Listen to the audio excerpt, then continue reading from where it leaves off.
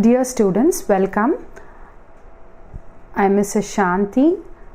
I am going to deliver on the lecture on level of constructions for EPG Pathsala, and today we are going to discuss about how we are going to do the constructions for a building. And the basic needs of a human being include food, shelter and clothing. Shelter includes construction of building to fulfill the requirements of protection for natural calamity. Construction includes different levels leading to completion of buildings. Now, objective of this lecture is to impart knowledge of levels of construction, awareness on different methods of construction on structural elements, to impart knowledge on functions of the structural components, and to sustain the quality of construction. Now, what is construction is? Now, it is the process of constructing the building or the infrastructure in any location.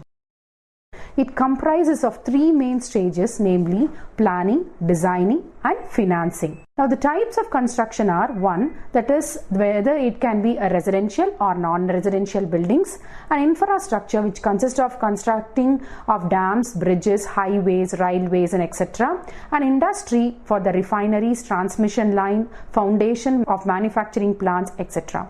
Process of construction includes funding, brainstorming with contractors, inquiry with promoters, rough idea about the executors, inquiry with the neighbors, rough estimation of the project, schematic refinement, 3D model developing and plan authorization. Stages of construction includes planning. What are we going to do under planning?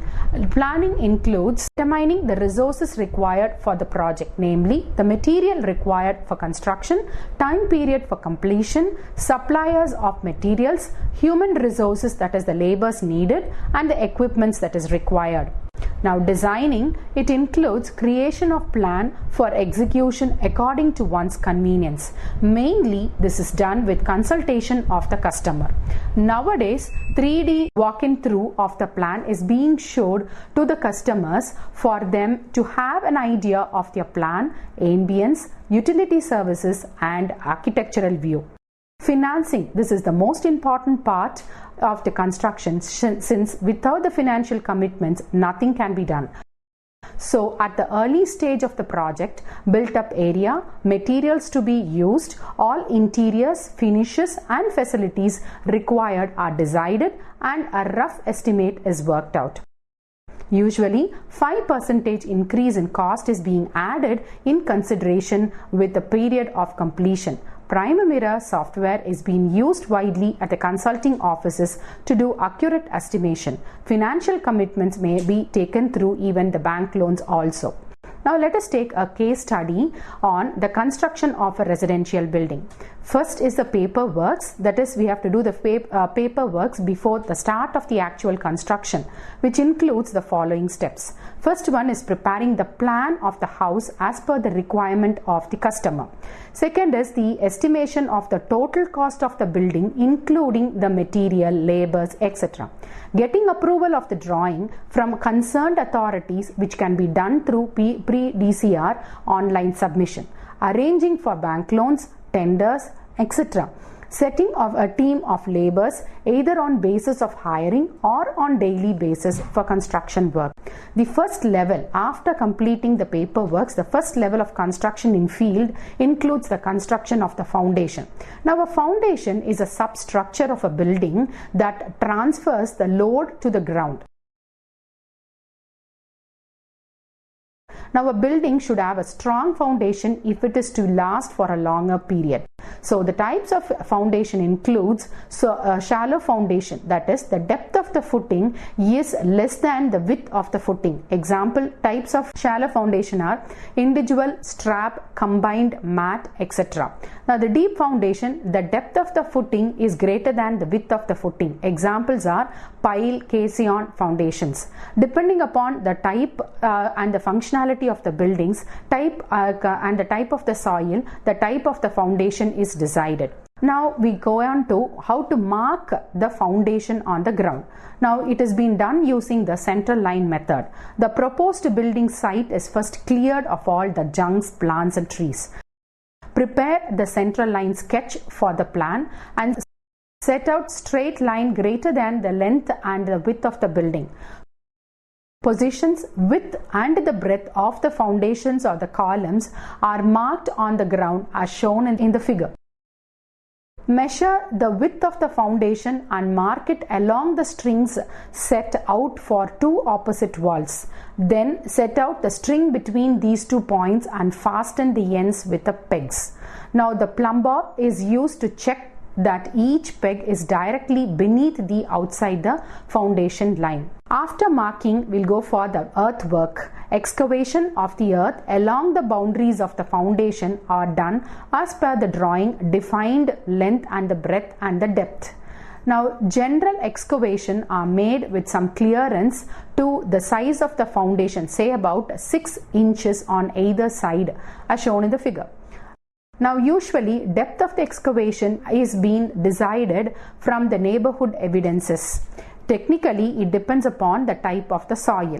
It varies from 4 foot to 6 foot or 2.5 meters to 5.5 meters usually.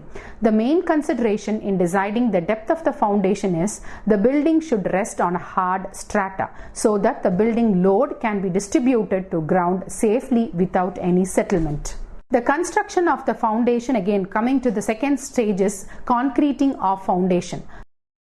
First level of foundation is the level of the foundation is checked before starting the concreting work.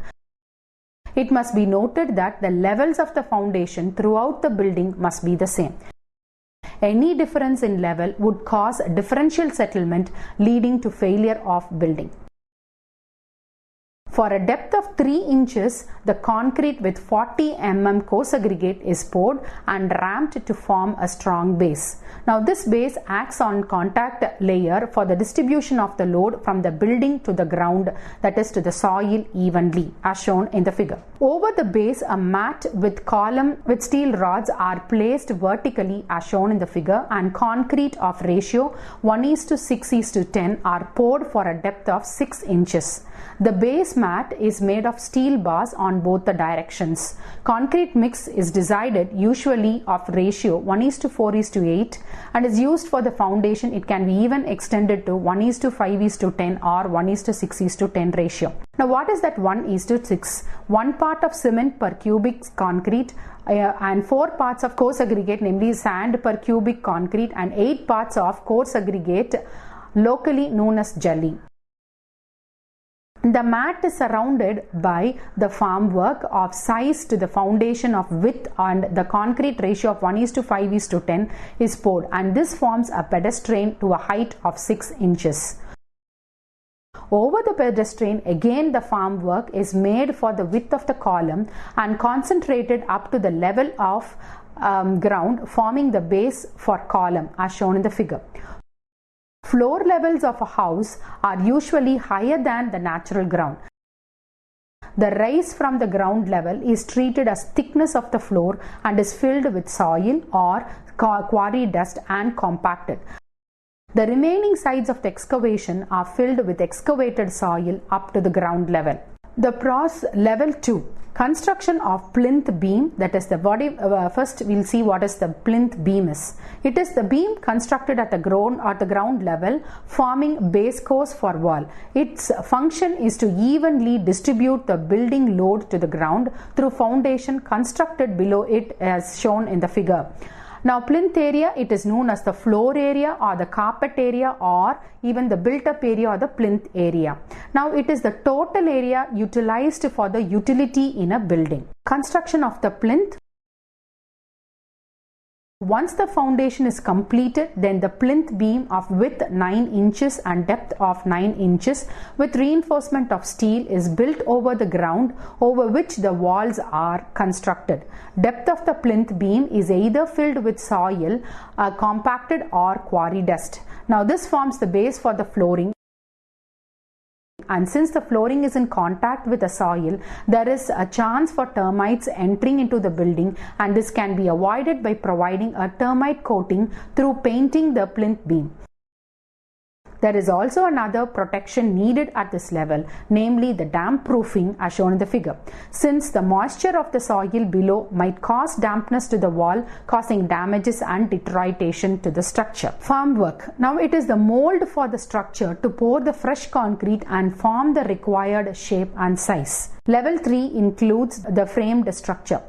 It is the connecting together the horizontal, vertical and flat structural components, namely beam, column and slab, to safely distribute the building load to the ground and also to act as a skeleton of the building as shown in the figure. From the figure, it is noted that the weight of the head, which is considered as the slab, is transferred to the shoulder bones, that is the beam, and the weight of them is transferred to the vertical, that is the spinal bones, columns. And these loads are transferred to the ground through the pelvic girders and the thigh bones to the heel bones.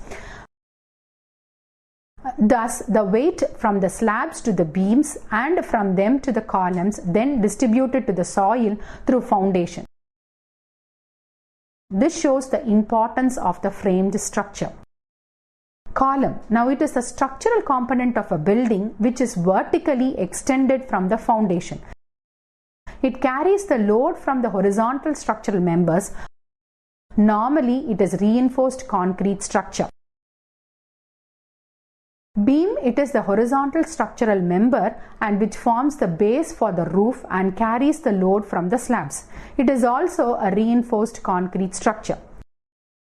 The slab, it is a flat structural member covering the entire built-up area. It rests on the beams and it is a reinforced concrete structure. Construction of the framed structure. The column from the foundation are extended to the height of the lintel level, that is normally at 7 foot, and with the help of the formwork and concreting. At the lintel level, the lintel beam is constructed along the sunshade connecting all the columns of the building.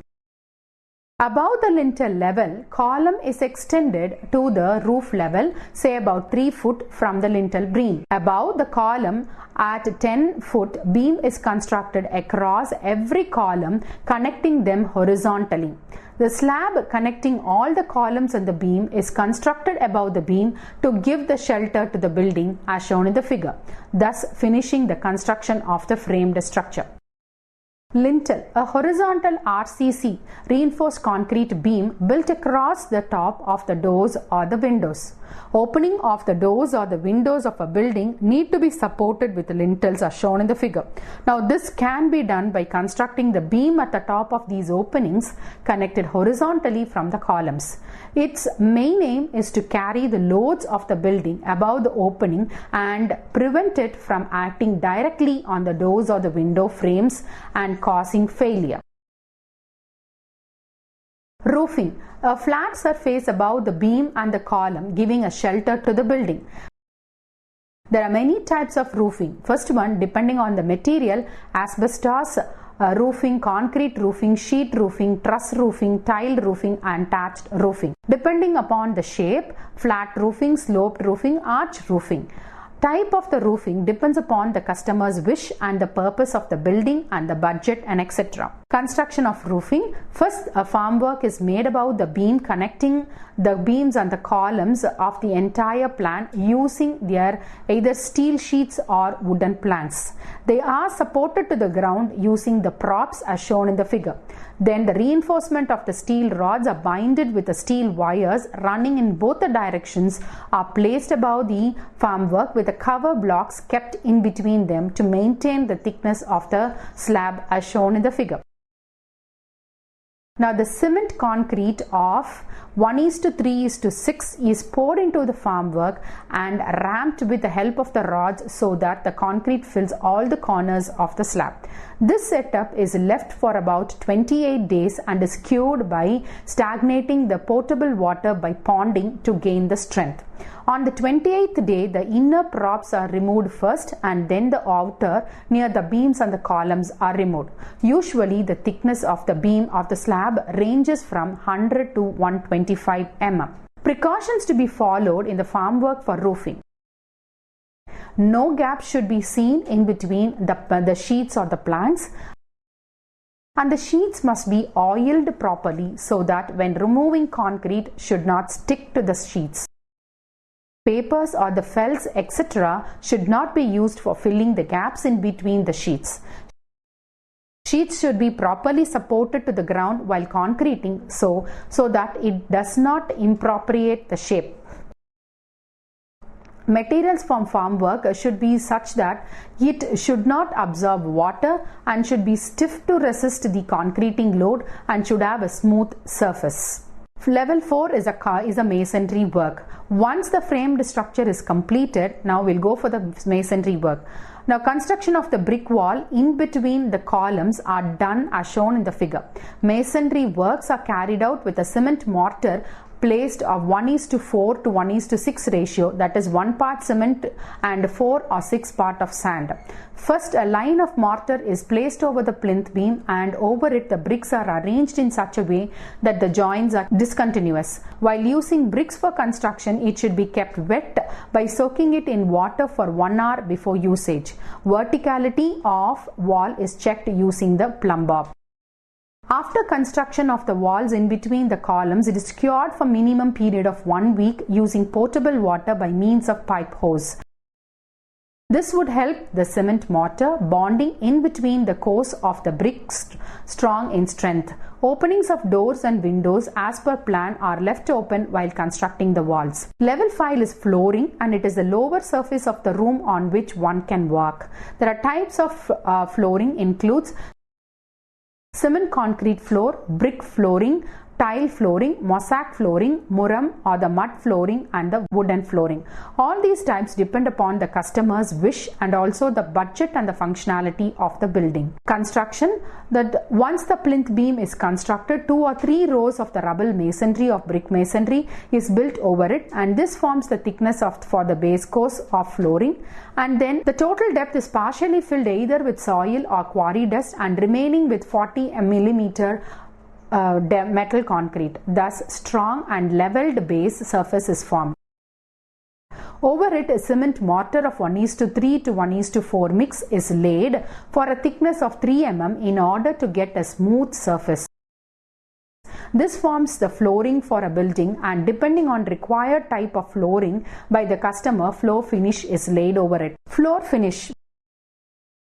Floor can be either left with cement mortar coated with cement slurry known as cement flooring, or it can be even finished with natural stones, example marble, granite, etc., and artificial concrete tiles such as vitrified sahabat, etc., stuck on it for the ambience purpose. Qualities of the floor finish: it should be durable, noiseless, should have some ambience, water repellent, fire resistant, and low maintenance cost.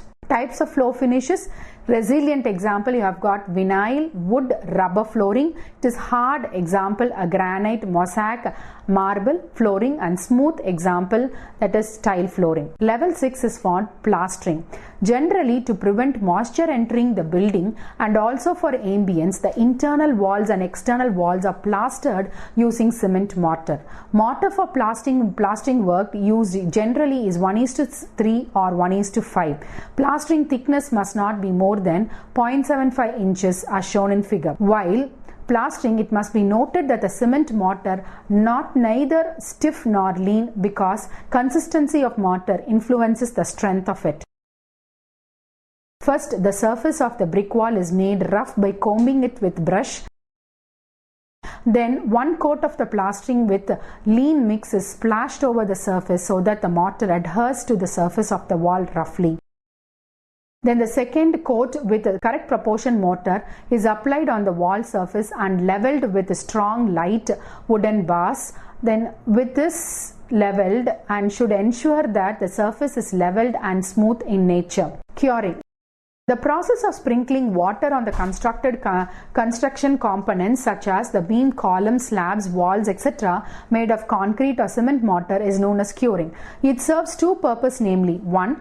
prevents the loss of moisture from concrete, and second one, maintains a favorable temperature by hydration before attaining the hardened stage of concrete. Types of curing. Curing can be done by ponding, steam curing, gunny bags, sprinkling of water, membrane curing. Depending upon the type of the building to be constructed, type of curing also changes. Normally, ponding is followed at roof curing, gunny bags at the columns and the beams, and sprinkling of water on the plastered walls. Level 7, services. Services are needed for every building irrespective of type of building. Different types of services are provided during construction. These are electricity supply, gas supply, water supply, sanitary, etc. Electricity supply. Conduits for electricity supply are fixed on the walls before plastering. For fans, the conduits are fitted on the roof before concreting. Water supply. Plumbing works are done after the masonry walls are built for water supply. Pipelines for wash basins, bathroom fittings, and for the other needs are done on the walls by breaking the bricks. Sanitary. Toilets are necessary irrespective of type of building constructed. While constructing, flooring level for toilets are lowered by 1 foot and P or the S-trap pipes are fitted and packed tightly with a filling all its sides. Pipes from toilets are connected to the central sanitary pipeline through floors before concreting. Waterproof coating is applied in the toilet room walls and on floors to prevent the moisture entering the walls or dampness. Gas lines. Gas lines are fixed outside the kitchen in case provisions are given separately. Gas line remains open in air, and these facilities are necessary only for residential, food industries, etc. only. Now I'd like to conclude the session saying that scope of this module is to familiarize you with the different levels of construction which help you to supervise any building anyone comes across in their lifetime. Knowledge on basic terms of construction would help them to easily communicate with contractors, promoters regarding terms and conditions of the contract, and will be able to examine the risks and the responsibilities involved in the constructional activities, understand residential, commercial, etc. Any type of building construction systems and materials and practices, integrate plans, specifications and other construction documents able to do detailed quantity surveying.